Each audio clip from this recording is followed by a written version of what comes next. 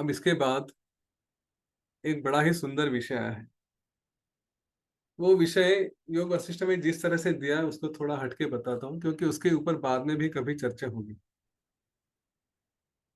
दो तीन शब्द पहले समझ लेते हैं। एक है वेद्य।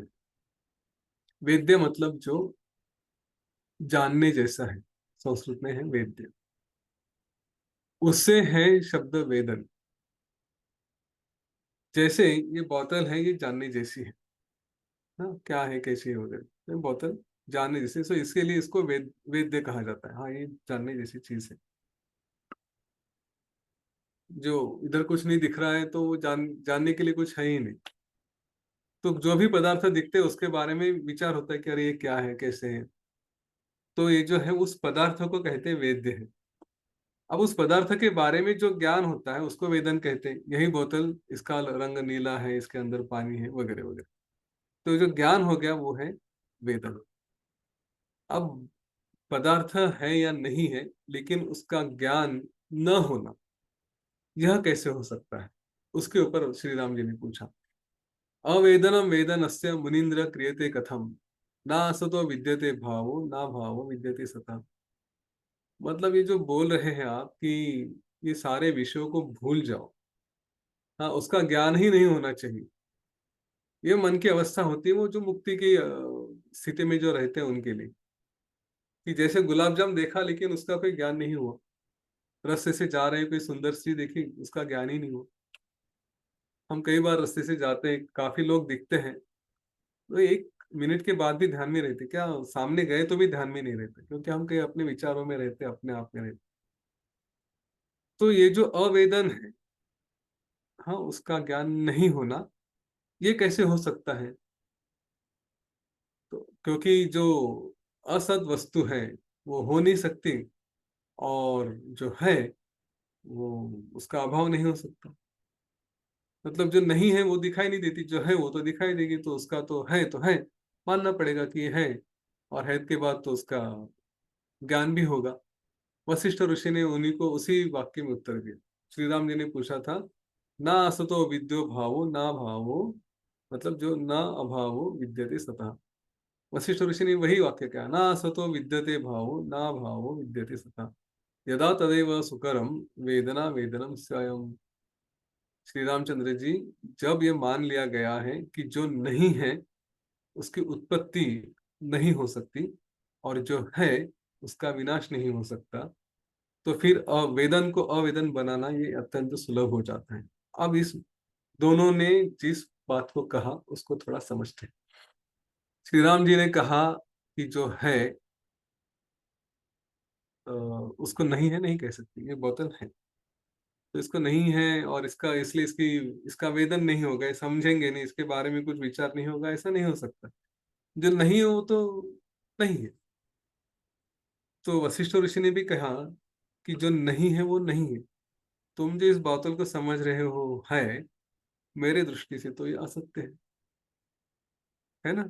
इसलिए जो नहीं है, तुमने जो कहा जो नहीं हो सो नहीं है, तो ये नहीं है तो नहीं है। और वो जो है परमात्मा, तो जो है वो तो है, उसको नहीं है नहीं बोल सकते। तो जो वशिष्ठ ऋषि की दृष्टि से ये जो नहीं है, इसको तुम है मान के कह रहे हो, मेरे दृष्टि से ये नहीं है, इसलिए मैं इसको नहीं मान के कह रहा हूँ। बस, क्योंकि इस सृष्टि में कुछ निर्माण ही नहीं हुआ है। तो सामने शत्रु आ जाए और उसको देख के विचलित हो जाए, तो अगर कोई कहे अरे क्यों दिमाग खराब करा करता है अपना, तो कहेंगे वो तो दिखाई दे रहा है ना, कैसे नहीं करूंगा। यहाँ पे वशिष्ठ ऋषि होंगे तो कहेंगे कि कुछ नहीं है, तुम देख रहे हो किसी को, वास्तव में कोई भी नहीं है, सब कुछ एक ही पर ब्रह्म है। तो उसको, जो उसको देखना है उसको पर ब्रह्म के रूप में देखो। देखने जिसको देख रहे हो उसको गलत दृष्टि से देख रहे हो, वो दृष्टि बदल डालो, तो बस सब चला जाता है। जो है उसको समझो। तो इसमें कौन सी बड़ी बात है? तो अगर वो पर ब्रह्म करके देखे तो उसका कोई वेदन नहीं हो सकता, क्योंकि उसके बारे में क्या जानते हैं? पर ब्रह्म का कोई अनुभव किया है किसी ने? क्या है करके, ठंड लगती है, गर्मी होती है, कुछ ऐसा अनुभव आया है क्या? हाँ, या परब्रह्म को मैंने देखा और मेरे मन में एकदम आनंद हो गया, क्रोध आ गया, ऐसा कुछ नहीं होता। तो इसलिए उसका वेदन नहीं होता, अवेदन उसको कहा जाता है। और वही बात उसी परब्रह्म को उल्टा घुमा के हमने कोई व्यक्ति देखी, सासू माँ देखी, बहू देखी, पड़ोसी देखा, कुछ देखा, तो फिर स्वाभाविक है हमने उसको मान लिया, तो उसका वेदन भी हो जाएगा, है ना। तो जो है उसको नहीं है समझो, और जो नहीं है उसको है समझो। कठिन है लेकिन समझ लो। इसके बारे में हम बाकी चर्चा कल करेंगे, लेकिन ये वेदन, ये शब्द बड़ा इंटरेस्टिंग है। और वो बात आज मैं और कहना चाहता हूँ। बाद में आ जाकर कभी संवेदना, भावना, कलना, ऐसे तीन चार शब्द हैं, वो एक के बाद एक के बाद एक आते रहते हैं। देखिए, वेदन शब्द ना बड़ा इंटरेस्टिंग है, और इसको जिंदगी भर भूलना मत। अगर वेदन हुआ मतलब ज्ञान हुआ, तो वेदना निश्चित है ना। ये ज्ञान होना मतलब समझना, ये अनुभव में बदलता है। तो तीन स्टेजेस हो गए। पहले तो समझना है, उसके बाद समझना क्या है, और उसके बाद फिर उसका अनुभव करना। तो सासू माँ सामने है, उसको सासू माँ समझना, मतलब सासू माँ को देखना, उसको वेद्य समझना कि हाँ ये समझने जैसी है, तो ये सासू माँ। अब देखा कि अरे सासू माँ है सामने, तो वो क्या है, अनुभव हो गया, अच्छा ये ऐसी है, वैसी है, वैसी है, वेदन हो गया। और उसको याद करके जो आता है, वो हो गई वेदना। वेद्य, वेदन, वेदना, तीनों एक दूसरे से जुड़े हैं। और उसी में कभी सम शब्द लगा दिया कि जो तीव्रता से अनुभव से आता है, उसको कहते हैं संवेदना। तो किसी के बारे में या संवेदन कहेंगे, अगर गुलाब जाम देखा, अच्छा अनुभव लगा, तो संवेदन हो गया। और उसका एक्सपीरियंस दिमाग में गया, और अब तो चाहिए चाहिए हो गया, तो संवेदना हो गई। तो फिर आ जाती है वासना। संवेदना, भावना, वासना, कलना, ये कभी बाद में आएंगे। पर इस वेद्य, वेदन और वेदना को समझे, और इसको अगर काटना ही है, अपने आप को सुखी रखना है ना, तो सबसे पहली जो उसका पड़ाव है, सीढ़ी है, सबसे पहली वो है वेद्य।